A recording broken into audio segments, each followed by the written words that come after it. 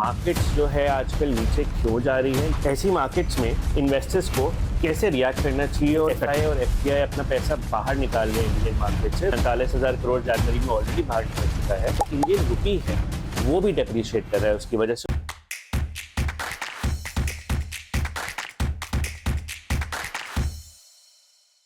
Hello आम जनता, welcome back to another episode. तो इस वीडियो में हम बात करेंगे कि मार्केट्स जो है आजकल नीचे क्यों जा रही है। ये पार्ट ए है वीडियो का। पार्ट बी जो इसका सेकंड वीडियो है जिसमें हम ये बात करेंगे कि ऐसी मार्केट्स में इन्वेस्टर्स को कैसे रिएक्ट करना चाहिए और करना क्या चाहिए। पहले अभी की बात करते हैं। तो सबसे बड़ा जो रीजन है अभी की मार्केट करेक्शन का, वो आप पढ़ रहे होंगे न्यूज में कि एफआई और एफपीआई अपना पैसा बाहर निकाल रहे हैं इंडियन मार्केट से। तो कुछ अराउंड 45,000 करोड़ जनवरी में ऑलरेडी बाहर निकल चुका है। अब ये पैसा बाहर निकला क्यों है?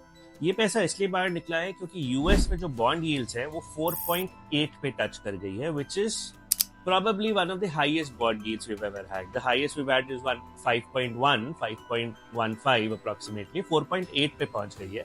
तो 4.8 पे यूएस मार्केट्स का जो बॉन्ड यील्ड होना एक बहुत बड़ी बात है, और इसलिए सारी इमर्जिंग मार्केट्स है, ना सिर्फ इंडिया, बाकी जो इमर्जिंग मार्केट्स है, इवन चाइना से भी काफी आउटफ्लो हो रहा है और ये वापस यूएस जा रहा है। तो that is why this is a major reason.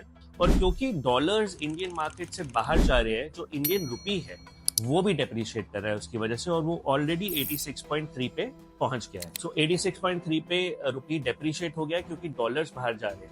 अब रुपी डेप्रिशिएट हो गया तो this further adds on to the pressure of the FIIs to pull out more from India, because remember a depreciating rupee is a negative return for a foreign investor. So for example, अगर उनको Indian market से 20% का return आ रहा है, अगर रुपी उसी duration में 2% से करेक्ट हो जाता है तो उनका नेट ऑफ रिटर्न 20 - 2 मतलब 18% का हो जाता है। So hence that further adds on to the foreign outflow.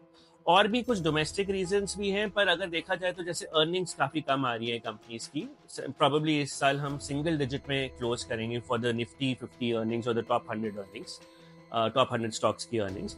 But वो हमारे लिए, मेरे हिसाब से पर्सनली मुझे ऐसा लगता है कि वो बहुत ज्यादा कंसर्न नहीं है, क्योंकि ये जो अर्निंग्स कम आ रही है वो पीक इंटरेस्ट रेट पे आ रही है, विच इज एट 6.5 का रेपो रेट।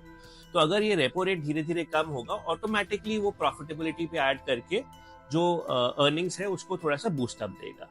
और ये सेम चीज जो ग्रोथ रेट है इंडिया का, जो कि कम हो रहा है 8.4 से 7.4 से 6.4, उस पे भी ये एड ऑन करेगा जो इंटरेस्ट रेट कट्स एक्सपेक्टेड है इंडियन मार्केट्स में भी और बाहर भी। सो सूनर और लेटर ये जो बॉन्ड डील्स है ये कम हो जाएंगी, क्योंकि देखिए there is a surplus which is going into these bonds and hence these bond deals are going up.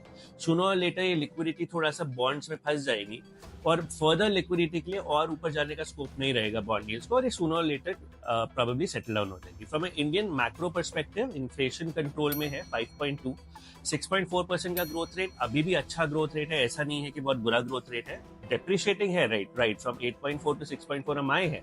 Government expenditure शुरू हो गया है, so there is slight hope which is there.